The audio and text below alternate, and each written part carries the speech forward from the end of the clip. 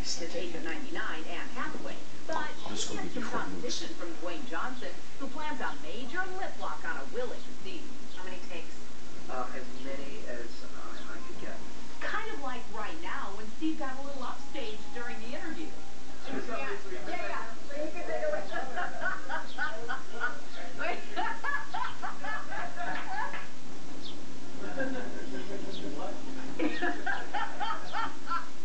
Oh no, he's not leaving!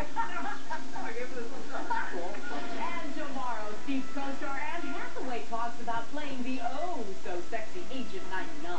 Also tomorrow, it's Real or Rumor with Cameron Cott. I have no idea what the cameo's going to be. A Star Baby exclusive. And sex sequel secrets as we flash back to where it all began. I think